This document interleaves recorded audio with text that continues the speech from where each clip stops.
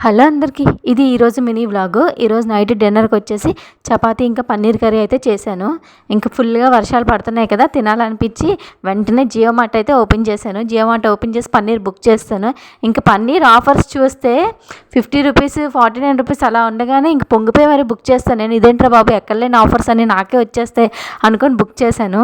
ఫైనల్గా కర్రీ అంతా చేసిన తర్వాత లాస్ట్లో ట్విస్ట్ చెప్తాను మీకు. ఫస్ట్ వచ్చేసి అందులో కొంచెం బటర్ వేసి పన్నీర్ ముక్కలు ఫ్రై చేసుకున్నాను. తర్వాతే బాగా ఫ్రై అయిన తర్వాత మళ్ళీ అందులోనే కొంచెం సరిపడినంత ఆయిల్ వేసి కొంచెం హోల్ గరం మసాలా వేసుకున్నాను. ఎక్కువ వేసుకుంటే మళ్ళీ టేస్ట్ బాగోదు.